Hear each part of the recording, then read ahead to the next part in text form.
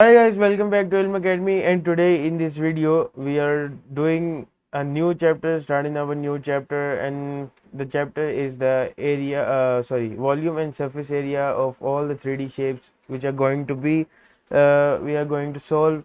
So इसके अंदर firstly जो है हमें जो मतलब 14 की एक्सरसाइज ए है उसके अंदर हमें बेसिक क्वेश्चन से स्टार्ट कराया जाएगा और फिर आगे फर्दर इस चैप्टर की जिस तरह एक्सरसाइजेज आएंगी तो क्वेश्चन जो है वो कॉम्प्लेक्सिटी की तरफ चलते जाएंगे।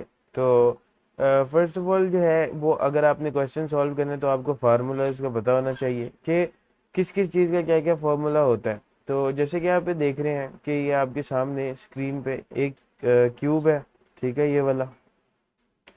ये एक मतलब स्क्वायर का जब आप एक 3D शेप में कन्वर्ट करते हैं तो वो एक क्यूब बन जाता है, ठीक है।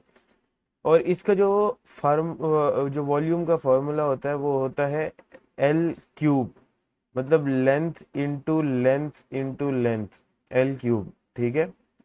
और दूसरा जो आपका रेक्टेंगल होता है उसको जब आप एक 3D शेप में कन्वर्ट करते हैं तो वो बन जाता है क्यूबॉइड, ये क्यूबॉइड है, ठीक है। तो इसका फार्मूला होता है length into base into height, ठीक है, L into B into H. तो ये हो गया length into base into height, ठीक है।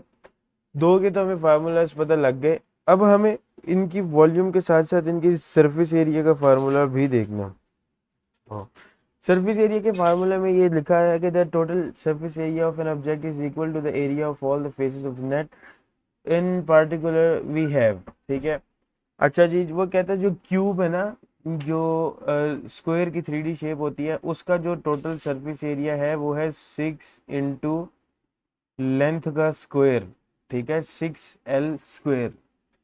और दूसरा जो मैं पीछे लिख भी देता हूँ, ये है क्यूब का। और दूसरा जो क्यूबॉइड है उसका जो है वो है जी 2, फिर length into breadth plus length into height plus breadth into height, ठीक है। मतलब एक एक दफ़ा ना सबको मल्टीप्लाई करके, हर तरह की दो डायमेंशंस को मल्टीप्लाई करके आपस में ऐड करना। लेंथ इंटू ब्रेथ हो गया, फिर लेंथ इंटू हाइट हो गई, फिर ब्रेथ इंटू हाइट हो गई, ठीक है। और इन सबको मल्टीप्लाई बाय 2 कर देना।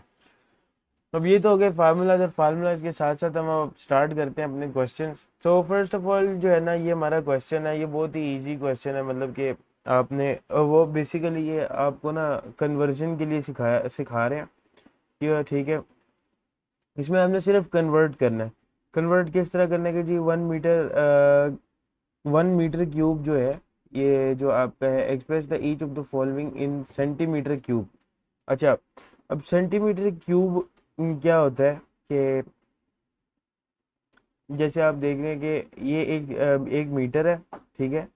और इससे जब आप सेंटीमीटर में जाते हैं, ठीक है, तो आप 1000 सेंटीमीटर होते हैं, ठीक है।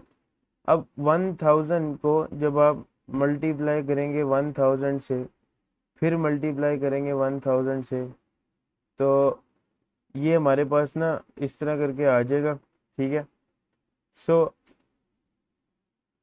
हमें इसी तरह जो है ना इसको सॉल्व करना है। सो फर्स्ट ऑफ ऑल जो है हम ये देख लेते हैं कि 1 मीटर क्यूब के अंदर जो है ना, 1 मीटर क्यूब के अंदर 1 के आगे जो है आप ये लगा दें 100, सॉरी, ये जो है ये आपका तकरीबन अबव 1 लाख, 10 लाख आई थिंक सो ये बनता है, ठीक है। तो या आप इसको 10,100,000 भी कह सकते हैं। इस तरह करके जो है ना ये आपका बनता है, ठीक है। तो ये तो हो गया 1 metre cube into 1 centimetre cube, ठीक है। उसके बाद अगर जैसे आप देखें कि ये हमारे पास पहला क्वेश्चन है जी, मैं इधर लिख देता हूँ 4 मीटर क्यूब, सॉरी स्क्वायर लिख दिया, क्यूब। 4 मीटर क्यूब जो है वो अब किस तरह होगा, 4 को मल्टीप्लाई कर देंगे आप ये 10,100,000 से, ठीक है। तो मतलब कि तो तकरीबन 10 लाख से मल्टीप्लाई कर देंगे, ठीक है। तो ये हो जाएगा हमारे पास 4 और आगे फिर 6 जीरो, ये हो गया ये देखिए, ये 3 जीरोज ये और 3 जीरोज ये, ठीक है। तो ये हमारे पास हो गया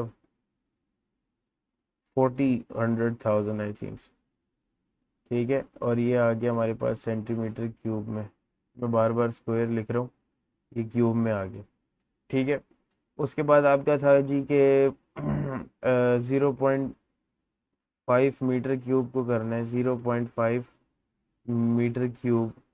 इसको भी उसी तरह आप करेंगे, 6 जीरोज इसमें ऐड कर दें तो ये हमारे पास आ जाएगा जी 500,000, ठीक है, सेंटीमीटर क्यूब, ठीक है। और अगर इसी तरह आपने सेंटीमीटर क्यूब से मीटर क्यूब में जाना है तो आपने डिवाइड कर देना, और बी पार्ट भी आपका इसी तरह हो जाएगा। तो इन कन्वर्जन के क्वेश्चंस को छोड़ के अब हम चलते हैं अपने ओरिजिनल क्वेश्चन की तरफ, ठीक है। एक ये भी कन्वर्जन का क्वेश्चन है, ये भी मुझे पता है आप इजीली कर लेंगे। अब हम अपने नेक्स्ट क्वेश्चन की तरफ चलते हैं, ठीक है, जिसमें उसने हमें कहा है कि जी क्वेश्चन नंबर 3, ठीक है,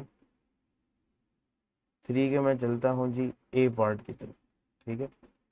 तो फर्स्ट ऑफ ऑल जो है उसने क्वेश्चन 3 में हमें बोला है कि हमने जो है ना इसका वॉल्यूम और सरफेस एरिया, अब ये जितनी शेप्स हैं क्वेश्चन 3 के अंदर इन सब की निकालनी है, ठीक है। Volume surface area, volume surface area. तो मैं ए पार्ट से, इससे होगा कि आपकी वॉल्यूम और सरफेस एरिया की रिवीजन बहुत ही स्ट्रांग हो जाएगी और आप ना इजीली एग्जाम में किसी भी तरह का क्वेश्चन जो है ना वो सॉल्व कर पाएंगे, ठीक है। तो सबसे पहले हमने अब अगर इसका वॉल्यूम निकालना है तो मैंने वॉल्यूम का फार्मूला आपको बताया था कि वॉल्यूम का फार्मूला जो होता है वो होता है एल स्क्वायर, मतलब कि ओ सॉरी क्यूबॉइड है ये क्यूब नहीं है। तो क्यूबॉइड का length into base into height, ठीक है। तो लेंथ हमारे पास क्या है 6, ये जो होती है ये चीज़, इसको लेंथ कहते हैं, ठीक है।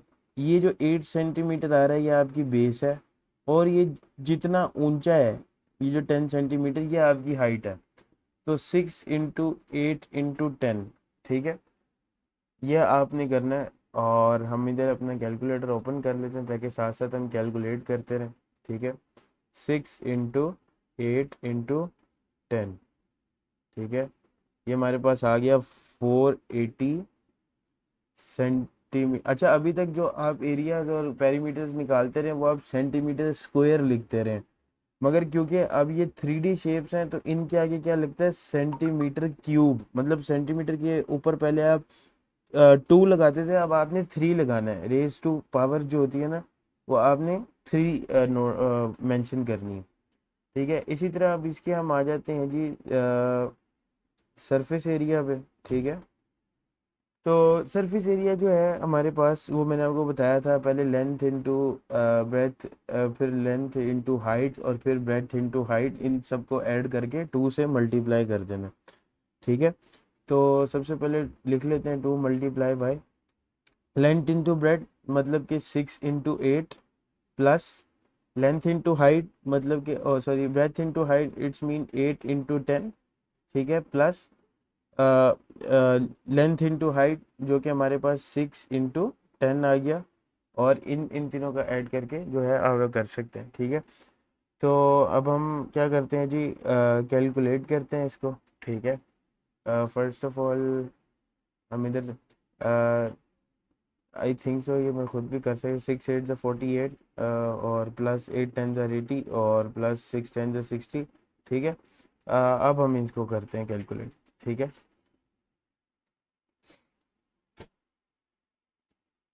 तो हमारे पास फर्स्ट ऑफ ऑल जो है वो आ जाएगा 48 प्लस 80 प्लस 60, ये हमारे पास आ गया 188 मल्टीप्लाई बाई 2, ये हमारे पास आ गया 376।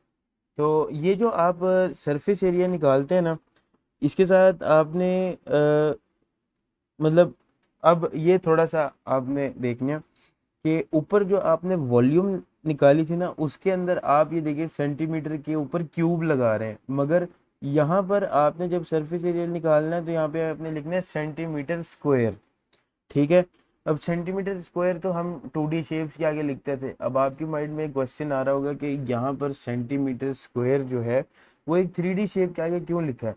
तो जो सरफेस एरिया होता है ना, वो होता है किसी भी क्यूबॉइड या क्यूब का सरफेस, जो कि शायद इस तरह करके बना हुआ होता है। तो बेसिकली ये जो होता है ना, ये तो एक 2D शेप ही है। इसके ऊपर जब आप इस तरह लाइंस खड़ी करके और इसको बनाएंगे ऐसे करके, तो फिर ये जो है ये एक 3D शेप में कन्वर्ट होगी। तो सरफेस एरिया जो है वो इन लाइंस के बगैर सिर्फ बेस का एरिया होता है। तो इस वजह से ये 2D शेप बनती है, तो इस वजह से इसको हम सेंटीमीटर स्क्वायर लिखते हैं। ठीक है। अब हम आ जाते हैं अपने बी पार्ट के ऊपर। ठीक है। तो बी पार्ट के अंदर जो है वो हमारे पास इन्होंने फिर से वॉल्यूम वॉल्यूम में, अब यहाँ पे थोड़ा फास्ट हो जाऊंगा क्योंकि फर्स्ट क्वेश्चन के अंदर मैंने आपको समझाना था, इस वजह से। ठीक है जी। तो ये आ गया 7 × 12 × 5। ठीक है। और इसका आंसर हमारे पास आ जाएगा 420 सेंटीमीटर क्यूब। ठीक है। और इसी तरह हमारे पास जो सरफेस एरिया है वो हमारे पास आ जाएगा 2 × 7 × 12। ठीक है। प्लस 5 × 7। ठीक है। प्लस 5 × 12। ठीक है। और ये हमारे पास टोटल कैलकुलेट होके आ जाएगा 358 सेंटीमीटर स्क्वायर। ठीक है। ये हो गया हमारा बी पार्ट। ठीक है। अब हम चलते हैं जी अपने सी पार्ट की तरफ। ठीक है। ये मिलीमीटर्स में है। ठीक है। तो सॉल्व उसी तरह होगा, मिलीमीटर्स का वो कोई इशू नहीं है। मतलब आपने ये नहीं है कि सेंटीमीटर्स वगैरह में कन्वर्ट करके इसको सॉल्व करना है।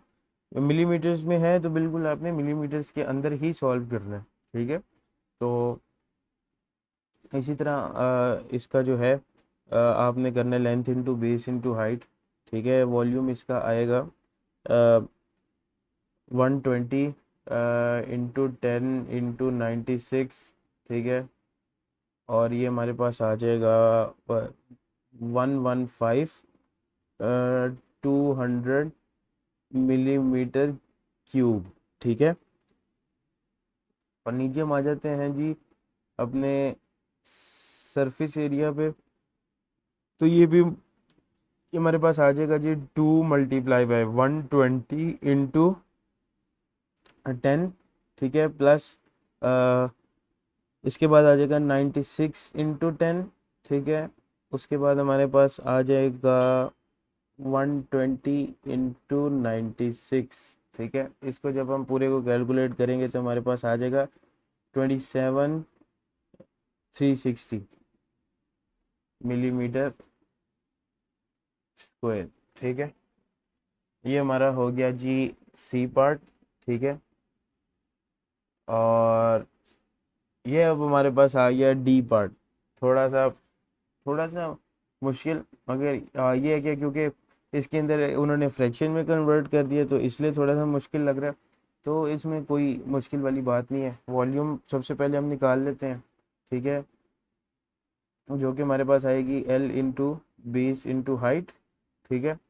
और लेंथ हमारे पास जो है वो है हमारे पास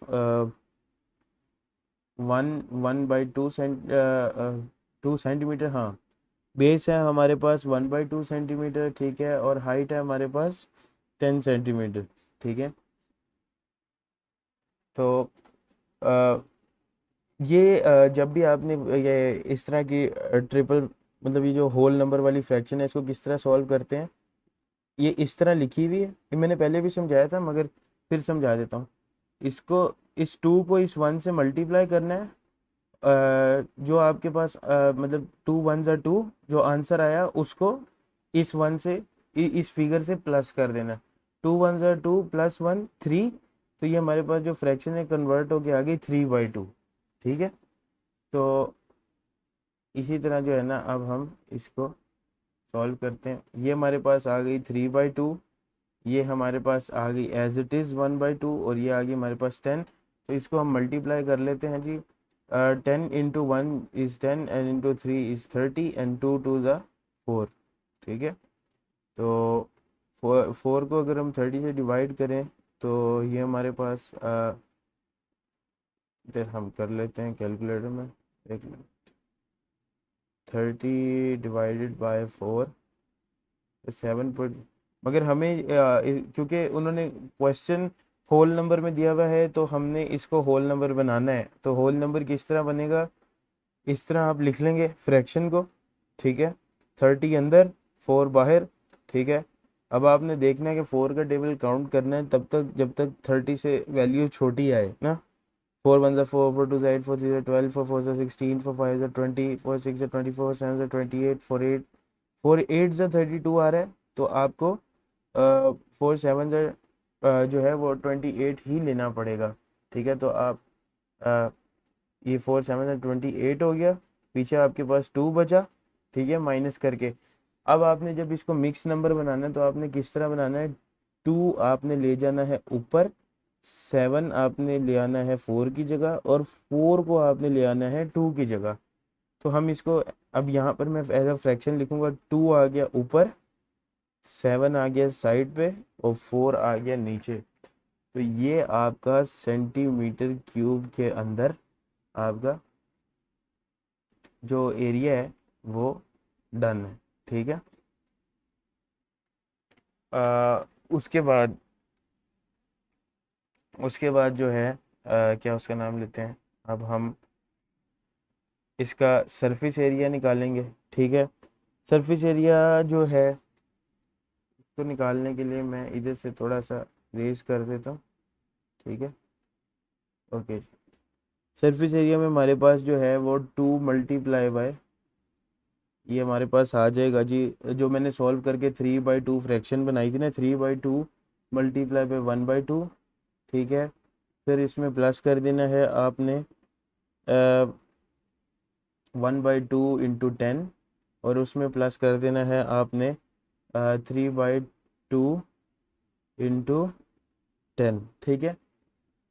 तो इसको आपने बंद कर देना है, ठीक है। इसको इसी तरह आपने सॉल्व करना है। तो सॉल्व करने के बाद आपके पास आ जाएगा 41 1/2। जिस तरह मैंने आपको वॉल्यूम निकालना सिखाया उसी तरह आपने ये निकालना है, तो आपका ये भी इसी तरह निकल आएगा, ठीक है।